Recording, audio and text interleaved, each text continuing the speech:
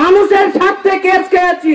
আর এইটুকু বলেছি যে আজ অব্দি কোনোদিন মানুষের জন্য এক পিঠ পা হয়নি, আর আগামী ডেটেও হবে না। আজকে শুরু, আজকে জবাব আপনার দেওয়ার জন্য প্রস্তুত থাকেন। ঘরে ঢুকছি আমরা, ওখানে যা জবাব দেওয়ার দেবেন মনোভূত না হবে। 4 তারিখের পরে সশরীরে সব উপস্থিত হব। মনে রাখেন, এটা কালিয়াগঞ্জ। কালিয়াগঞ্জের বহু ইতিহাস রয়েছে, ভালো মতন খোঁজ নিয়ে দেখবেন। আমি আজকে বলে যাচ্ছি, এই কালিয়াগঞ্জের ইতিহাসকে পুনরাবৃত্তি করবেন না।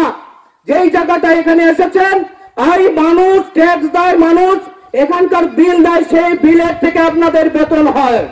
আর সেই জায়গাটায় সেই মানুষগুলো কষ্টে দিন কাটাবে, গোটা রাত বিছানায় বসে জেগে থাকবে, বাড়ির অসুস্থ মা বাবাটা চিৎকার করতে থাকবে গরমে, আর আপনি এখানে এসি ঘরে বা বাড়িতে এসি ঘরে শুয়ে মজা নেবেন। মজা দাদা নিতে দেব না। এই ভারতীয় জনতা পার্টি কালিয়াগঞ্জ পরিষ্কার বার্তা, মজা দাদা আপনাকে নিতে দেব না। আপনি পরিষেবা দিন, কালিয়াগঞ্জের মানুষ মাথায় তুলে রাখবে।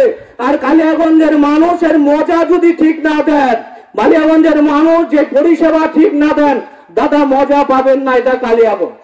জানি না আপনি হয়তো কুশমন্ডি থেকে শুরু করে বিভিন্ন জায়গায় দায়িত্ব পালন করে এসেছে, আপনার টোটাল ডাটা এসেছে আমাদের কাছে এবং সমস্ত ডাটা ভালো করে আমরা দেখে নিয়েছি।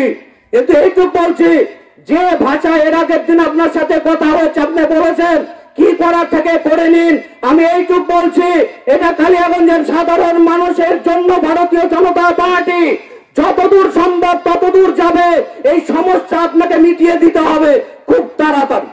ভাবছেন কালিয়াগঞ্জ শহর থেকে একটু দূরে অফিসটা নিয়ে এসে মজায় আছেন, কোন প্রশাসন ওই দিন আমরা শুনবো না।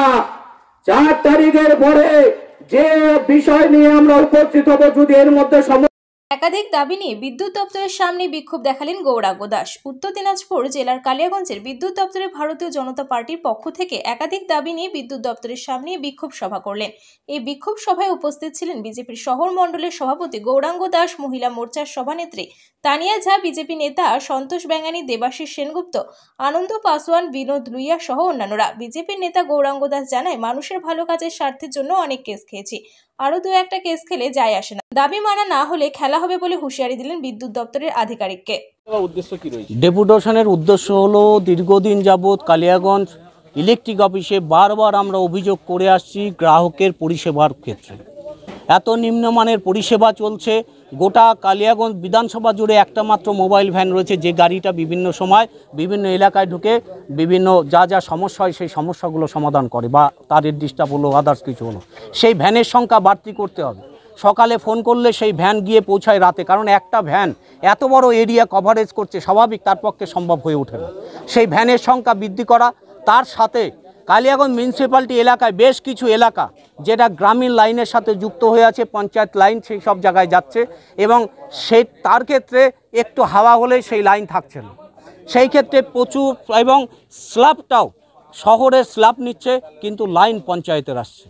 বারে বারে সেই বিষয় নিয়ে বলার পরও এরা বারবার দেখাচ্ছে যে ট্রান্সফরমারের ওখানে লোড নিতে পারছে না শহর থেকে, তো ট্রান্সফরমারের সমস্যা তার জন্য। তাহলে সেখানে যদি ট্রান্সফরমার দরকার লাগেই, আজকে প্রায় 10 বছর হয়ে গেল, 10 বছর ধরে তাহলে এরা কি করছে? আজ অবধি কেন ট্রান্সফরমার লাগানো হলো না?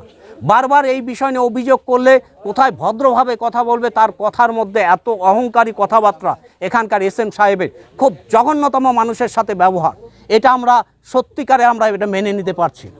এবং তার সাথে যেসব মিলগুলো আছে, শিল্পপতিরা যারা রয়েছে আমাদের এখানে কালিয়াগঞ্জে, তেল মিল, ডাল মিল এবং যেসব মিলগুলো রয়েছে, সেই মিলগুলোর উপর এক্সট্রাভাবে মিল চালু থাক বা বন্ধ থাক, যদি বন্ধও থাকে সেই মিলগুলো প্রত্যেকটা মোটরে হর্স পাওয়ার প্রতি 200 টাকা করে এক্সট্রা তার চার্জ নেওয়া হচ্ছে। এই যে বিভিন্নভাবে সমস্ত জিনিসকে ধ্বংস করার জন্য যেভাবে উঠে পড়ে লেগেছে, এবং তার সাথে অতিরিক্ত বিল, আগে যে সংখ্যা যেটা বিল ছিল তার থেকে বহুগুণে বিল বাড়িয়ে দিয়েছে।